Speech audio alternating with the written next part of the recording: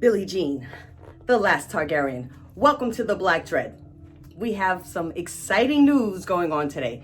So, if you have been living under a rock, you don't know that House of the Dragon is going to be coming on HBO in 2020.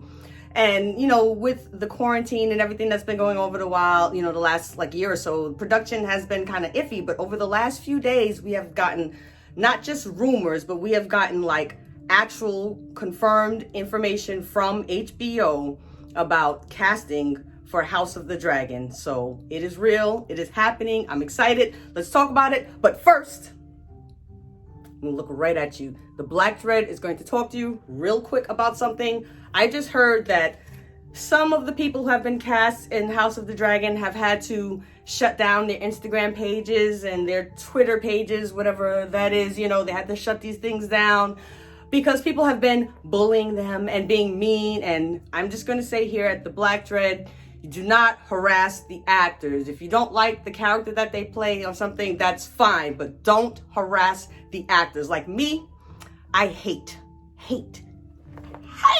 Sophie Turner. But when I see some of her pictures come across, my page or anything like that, I look and I'll just, okay, wolf emoji, LOL, wolf emoji, she just had a baby, aw, LOL, but I don't bother her because I don't like her, but, Sansa Stark, we have to deal with it. So, public service announcement from the Black Dread, don't do it. Don't be a dig, okay? So now, let's get into it. So, I haven't talked about this, maybe a week ago, they announced they have an actor to play Daemon Targaryen. Now, Daemon Targaryen, this is not going to be I'm going to do a really quick video just talking about the cast real quick. This is not going to be a bio breakdown of Daemon, but trust me, we have until 2020, and I'm going to get into every single character who is represented in the House of the Dragon, which is going to be based off of Fire and Blood, this novel here, Volume 1. We don't have Volume 2 yet, but this is Volume 1. Now, the great thing about this also here is that House of the Dragon is based off a story that is completed.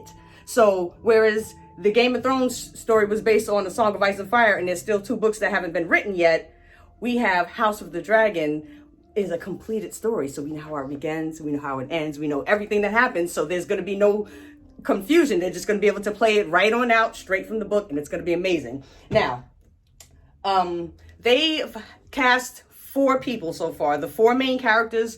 So right now we don't really know what part of history they're going to start with. There's been some speculation that it's going to start with the end of the rule of Jaehaerys, or it's going to start with the birth of Rhaenyra, so we have different things. But what I believe, the Black Dread here, I believe that it's going to start with when Daemon Targaryen, there's a scene in Fire and Blood where Daemon Targaryen, he returns from the Stepstones on his dragon, he lands, and it's at this anniversary for him and Alicent Hightower. So, and trust me, I'm going to break down all these characters. I know they seem foreign to you because they are from a different story, not of Game of Thrones. It's in A Song of Ice and Fire world, but this is not of Game of Thrones. So some people who know Daenerys as the only Targaryen, they don't know Daemon and Viserys and Rhaenyra and all that. So don't worry, we'll get into it. This is just to let you know about the cast. So they've cast Alicent Hightower, a woman named Olivia Cook, who I don't know, and, Matt Smith, and, it doesn't really matter to me who they cast as the part.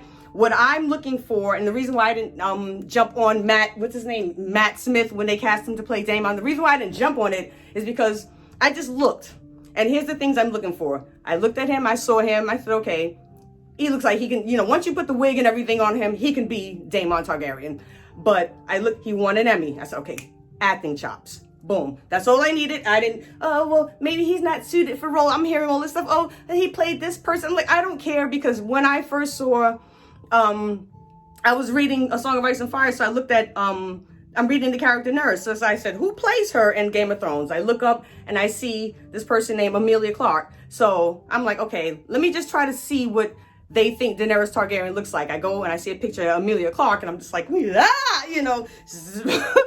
brown hair, huge eyebrows, big wide mouth, and I'm just like, she's a Targaryen. I'm like, okay, but you put the wig on her, you put the makeup on her, she's screaming, and Dothraki and Valyria, Dungabettes and stuff, she's Dracarys. So when you see her doing that and stuff, it's like, oh yeah. Now when I see Emilia Clarke, I don't see anyone else but Daenerys. So it's like, give the actors a chance to get into the role and feel it and everything.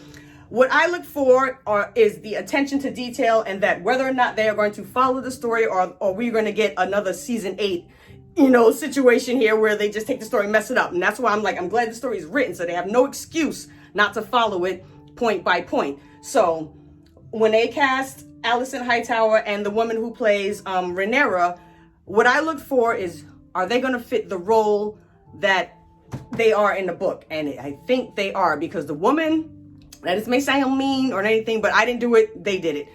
The woman who plays Alicent Hightower is much more pretty than Rhaenyra, and she's her stepmom, and they're like the same age, so they got like this catty thing going on. Like, imagine your stepmom is like your age, and then you have a bunch of kids, and now you're all fat and bloated and whatnot, and she has a bunch of kids, and she just like, bam, snap back, and she's like, woo, Rhaenyra, you've been eating a little too much or whatever, having a little bit too many lemon cakes or whatever. So they got that little beef going on that starts, and then when they start breaking into the factions of the Greens and the Blacks, and then that leads into the Dance of the Dragon. So they already had this beef. So when I see the women that they cast, I say, okay, one looks prettier than the other, so this is going to work. So when I see the person who they cast as Viserys, Paddy Considine, I've never seen him before. It doesn't matter, because like I said, I've never seen Emilia Clarke before. I've never seen Kit Harington before, so it's like, it's fine. He'll do fine. He's an older, distinguished man. He already has the gray hair. He already looks like he could be Viserys Targaryen. So I'm like, okay, this is going to be good. This is going to be good. So what I want everyone to do is just relax, don't jump all over everyone and start saying, oh, this person's not right for the role. We have Miguel Sapochnik, who was on Game of Thrones. Now, he was as a director. So we have the hated D&D who ruined the show, but Miguel Sapochnik was kind of just there in the background. So like, while all the hate was getting thrown at D&D, Miguel was like, just there. I dodged that bullet. All he did was direct. But what he did direct are some of the best episodes of Game of Thrones ever. Like, I'm talking about Hardhome and the Battle of the Bastards. That is who is going to be running this show. And he got to sit back and watch D&D get just completely just annihilated by the fans and everything. So he got to watch and say, okay, I know exactly what not to do. And he's got a story, like I said, that is completed. So this should be good. Now, I was a little iffy at first because, I was still a little just completely discombobulated from season 8, that when they announced another sequel, I was like, I never want to see another adaptation. I just want the books. I don't ever want to see it again.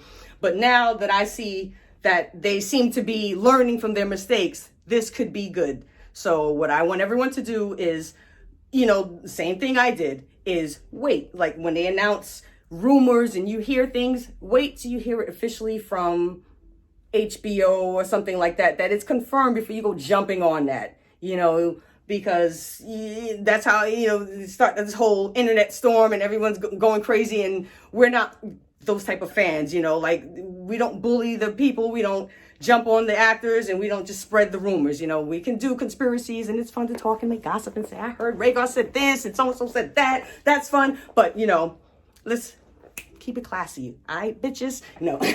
So, seriously, though, House of the Dragon looks good, and I'm excited for it. So, I'm going to keep you posted. But mostly, like I said, I don't really do the meta. Like, I'm not into the actors, and I don't care about none of this stuff here. What I care about is it is going to follow the story. So this looks like it's going to follow the story. Who cares who they get to play? The only thing that would alarm me is, like, if I see something like they're going to cast Aemon Targaryen as Spike Lee. That would alarm me. Or something like, I'm like, wait a minute, what are y'all doing? That would alarm me. But, other than that, it seems like so long as they continue what they're doing here, I feel like we're going to have something special. And we're looking at maybe 5-6 seasons here. So we're going to have something special. They've already announced the dragons. They showed some of the artwork for the dragons. And we saw what we might think is Sunfire, who is Aegon III's dragon, who ends up falling on top of him and gets burned. I don't want to give too many spoilers, but, it's here. So if you want to get a jump start, you got until 2022.